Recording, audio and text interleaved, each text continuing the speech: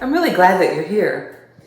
Listen, would you take just a moment to make a comment so that we know that you are here? And then if you had anything that you wanted to share with us, will you put that into your comment? This is kind of our way of keeping up with each other right now, so it really helps us to have your comments. So I'll give you just a second to do that. Thanks. Now, have you ever had the experience of being completely set in something that you were going to do and then suddenly finding yourself going in the exact opposite direction of that? Well, that's what happened to me. You see, I recorded my video for this devotional last night, and I was about 99% satisfied with it, but I had one last final thought that I decided that I wanted to try to pop into it. So I went to bed thinking, well, I'll get up bright and early this morning and I'll put that in so that I can, ship off my devotional. Well, I woke up bright and early, all right, that's for sure. I woke up at 5 o'clock this morning. I don't usually get up that early. But to my surprise, I had something on my mind that was not there when I went to bed last night. And that something was a verse from the story of Joseph. The story of Joseph is found in the book of Genesis. As a matter of fact, I think that maybe other than the stories about Jesus and the stories about David and the apostles, I'm not sure that there's any other person in the Bible who has more chapters devoted to him than Joseph. He had quite a life. And as a matter of fact, if you listen to Jody's devotional, she recapped that for you so that you could kind of know all the things that happened to him. But I found myself focused on a different aspect of the story than what Jody focused on. I found myself looking at the very end of his life, at the end of the story of Joseph in chapter 50. And this is at the place where Joseph has become like the second most powerful person in all of Egypt.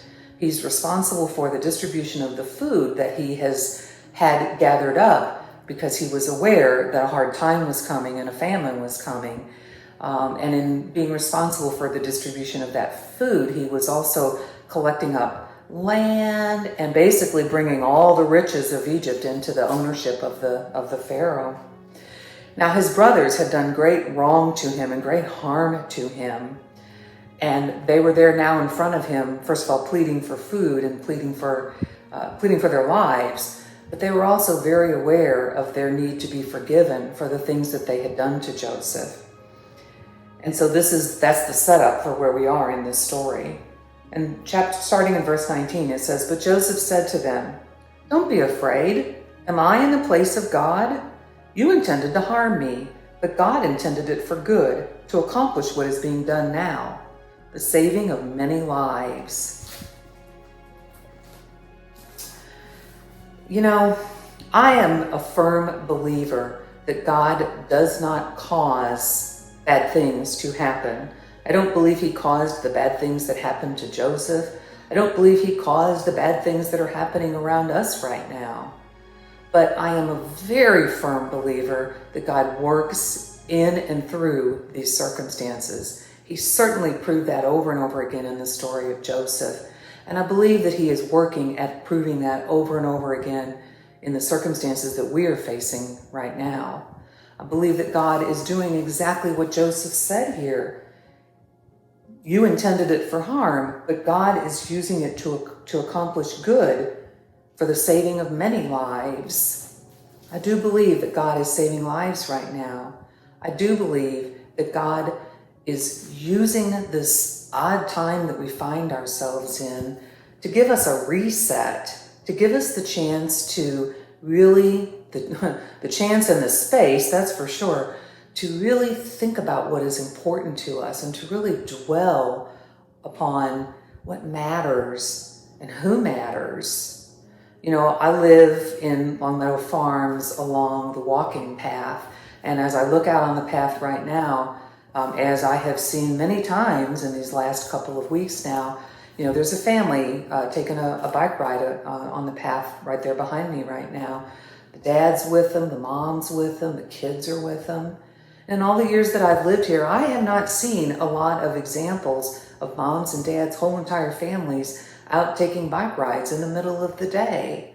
And I think that this is just one tiny example of the ways that God is working in the middle of these circumstances that we find ourselves in right now to bring about the saving of many lives. Who knows how many of these families were nearly at the breaking point, running at these breakneck paces that we put ourselves in, hardly paying attention to each other and hardly having any relationship building and any focus on their family unit, and certainly any focus on God.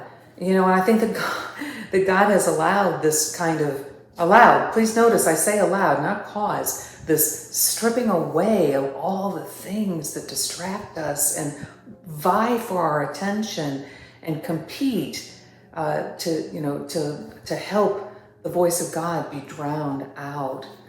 So I mentioned to you that I had found myself going in a completely different direction with this devotional. What happened is when I woke up this morning, I realized that this will be the last devotional that we will air before we enter into Holy Week, which begins this Sunday with our Palm Sunday celebration.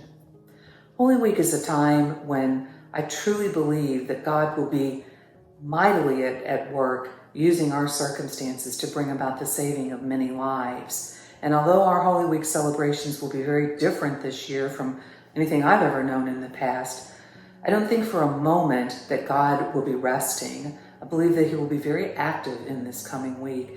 And I invite each and every one of us to join into His work that He will be accomplishing for the saving of many lives. I hope you will join me in doing that.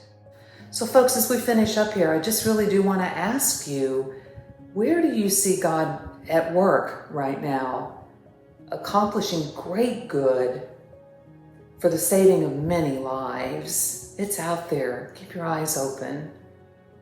Thank you for being here with me today.